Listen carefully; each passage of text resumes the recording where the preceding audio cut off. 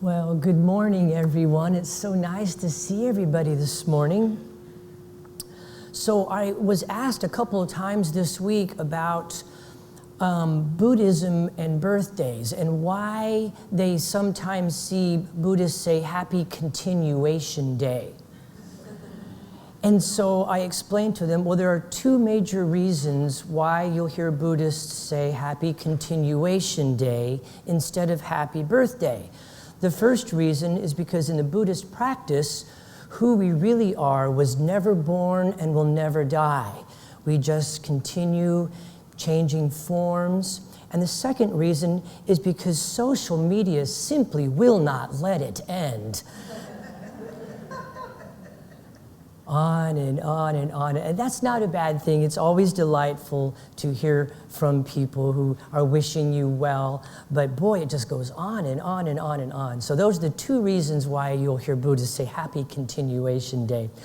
So just a couple of things that I wanted to say real fast. I forgot to mention at the beginning of our session this morning that we do have tissues and cough drops at the back by the altar, and there's also some blankets back there. So if you ever want to make yourself comfortable with a lozenge or a blanket, please by all means do so. And also we do also have hearing assistance devices. So if you're ever interested in that, it would be good to get here early and then let me know and I can get you hooked up with one of those hearing devices. So the talk today is entitled, Thank You for Everything, with a capital E. So before my practice, I was seeing a counselor who was helping me to work through a very painful divorce. And each time that I would go and talk with this counselor, I would always ramble on and babble about Zen and Buddhism and Eastern philosophy. And so 2 or 3 sessions later, he presents me with a koan. Now a koan comes from the Zen tradition, and a koan is usually a very special question formulated by the teacher for a specific student. Many people often hear things like, what's the sound of one hand clapping and these types of things, and it's become a little bit cliche. They were never designed to be general questions. It's a very personal thing between a teacher and a student, and only at a point when the teacher really gets to know a student can they ask a very specific question. So my counselor presented me with a koan, and the koan that he presented me with was this: Thank you for everything. I have no complaints. And of course, he gave this to me at a time when I was literally going through the dark night of the soul. It was a very painful divorce. I thought, every aspect of my life seemed like it was crashing. And he presents me with this koan, thank you for everything. I have no complaints. I thought he was crazy. And so a few weeks later, this same counselor, because of my constant discussions with him, introduced me to Ben Worth, who at the time was the director of Temple Buddhist Center. And so I told Ben about all of my pain and my sorrows, and he asked me if I was enjoying my sorrow. I thought he was crazy. And so how crazy must I sound now as I suggest that we find gratitude not just for the blessings in our life, but for the trials, the tribulations, the difficulties, and for the loss.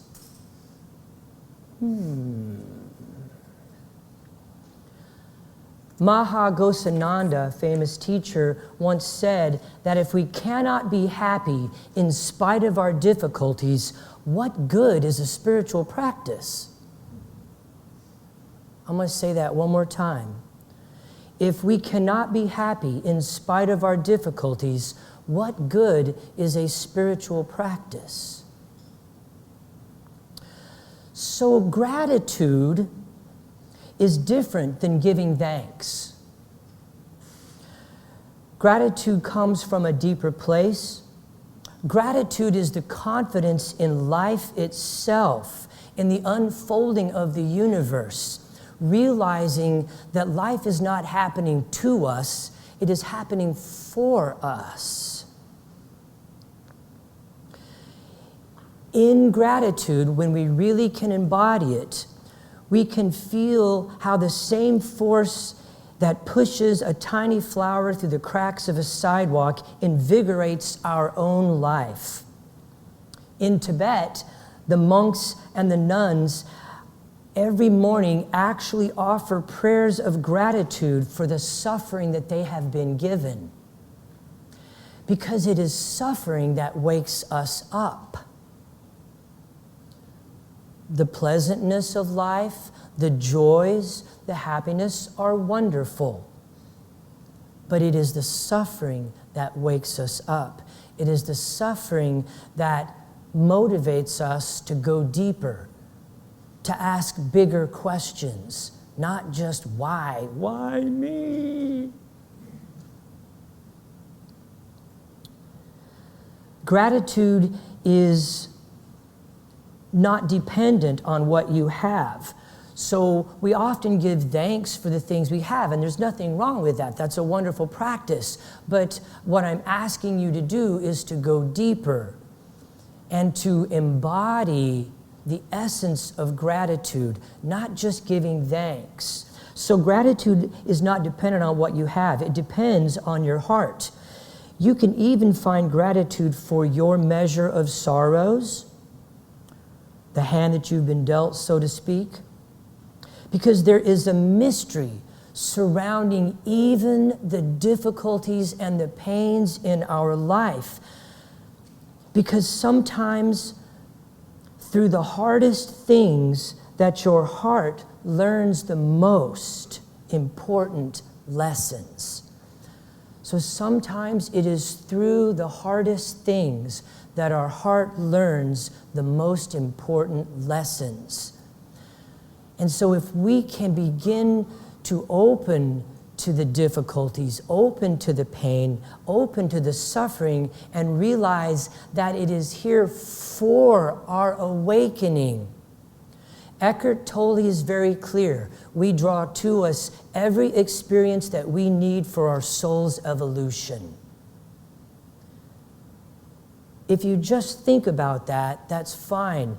But if you can embody it, then every experience is our teacher. Every experience offers a lesson. So therefore, can we not be at least grateful for the opportunity before it gets to the pain and the suffering and the blame and the judgment, the accusations, the why me, the self-pity? Before it gets to that, can we notice that moment of gratitude for the opportunity to experience this and benefit from its lessons? So, for example, it is the little daily difficulties that teach us persistence. How else can we learn? We fall off, we get back up. It is the annoying neighbor or the annoying coworker that teaches us equanimity, releasing and just being present with and meeting people where they are at, sensing their energy, not getting wrapped up and caught up in the words that they say. Sound is just sound. Disappointment teaches us courage, the courage to try again. Sadness shows us the depth of our capacity to feel, to care, to love. To the extent we love, we hurt. When you see the symbol of yin and yang, the Taoist symbol, and inside the field of white is a little dot of black, and inside the field of black is a little dot of white. That little dot of white in that field of black is to remind us that there is a sweetness in the pain. There is a sweetness in the loss because we have loved. So when we lose, we hurt. And it's just pain. Before the overlay of judgment and story making and commentary and blame and judgment, there's that moment right before all of that ego mind stuff kicks in, and we can just be with the pain. In the Buddhist practice, we make a very clear distinction between pain and suffering. This pain is a normal, natural part of being a human, and it's beautiful. The suffering is completely optional. As Eckhart Tolle says, it takes a lot of pain and suffering to realize you don't have to go through a lot of pain and suffering. Anger. Anger teaches us what we are passionate about and what our boundaries are. When the boundary gets crossed, we are moved to anger. Can you be present with it? Can you be mindful of what arises within you? If it is an anger, aha, you have discovered something that is very, very important to you. Be aware of that. But if you focus all of your energy externally on blame and judgment, this person that made you angry, you are missing the point. You're missing the lesson altogether. If your sadness is overly focused externally on this person who made you sad, again, you're missing the point. It's in here. The sadness is here to teach you that you have a capacity, a depth of feeling for love, to care, for loss. I love Leonard Cohen's poetry, and he writes, "The crack is how the light gets in." So all of this is available to us when we move from why to thank you. Thank you for everything. When we move from bitterness and cynicism to gratitude, if every experience is an opportunity to practice, then again, we can feel gratitude for the opportunity itself. Right there, stop, right there. Experience, reaction, mindfulness, lesson, gratitude.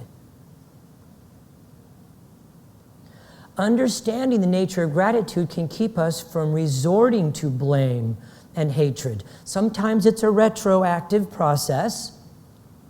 It happens the same for me as well.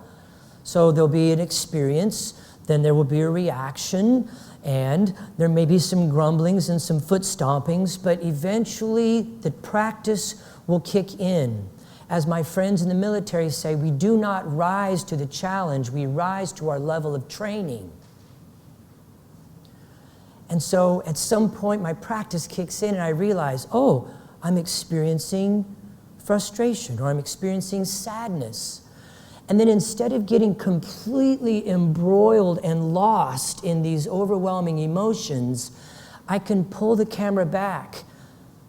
And just like in meditation, as you observe the sounds, as you observe the feelings, as you observe the thoughts as they come and they go, I can observe the emotions as they rise and fall. And I can then sift through and find what is the lesson in this emotion that has arisen. Or I could spend the next 6 weeks trying to manipulate the outside world and make things happen, or make people stay, or make people go away. Manipulate, suffer, because sometimes I'll be successful, sometimes I won't. Blame, judgment. Answers aren't out there. Answers are in here. Gratitude is the recognition of the connections that we share with everything, ourselves, other people, other living creatures, Mother Earth, even material objects.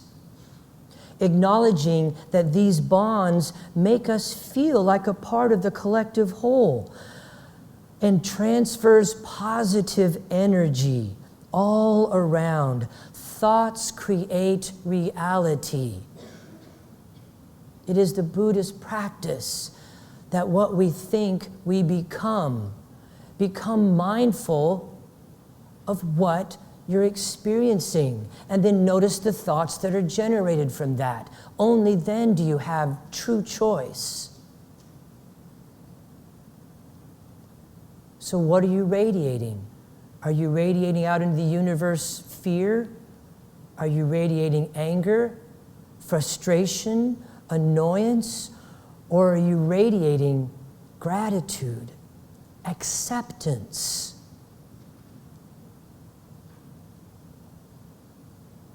Your gratitude has the same effect, whether it is expressed aloud, silently to yourself. Gratitude is a thought that will help its source as well as its intended target to grow and feel love. Gratitude for the difficulties in our life cultivates joy. This is why I know it is counterintuitive. Wait, be grateful for the pain and the difficulty and the troubles in our life? Because as we realize the lessons and we look deeper, cultivating gratitude can actually develop a true, deeper, more permanent sense of joy in our life because it connects us with everything. The pain you're feeling, the loneliness you're feeling is not yours. It's just loneliness. You're experiencing it. Your sadness is sadness with a capital S. You're not the only person who's feeling sad. When we get embroiled in the emotions, the world and the universe get really tiny and small. And it feels like it's all mine and I'm all alone to experience this. But when we realize the much larger, bigger picture, that sadness exists and we experience it as a part of this human condition, then we realize that it is the sadness of all human beings that we're feeling right now. And there's a connection there. I want to read a little section for you by Jack Kornfield in talking about gratitude. As gratitude grows, it gives rise to joy. We experience the courage to rejoice in our own good fortune and in the good fortune of others. In joy, we are not afraid of pleasure.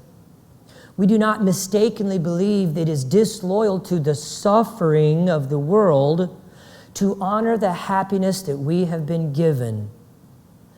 Joy gladdens the heart. We can be joyful for people we love, for moments of goodness, for sunlight, for trees, for every breath within our lungs. Like an innocent child, we can rejoice in life itself, being alive. We can encounter every new moment with wonder and gratitude, and you will experience that it is never too late to open your mind, open your heart. As Bob Dylan says, he who is not busy being born is busy dying.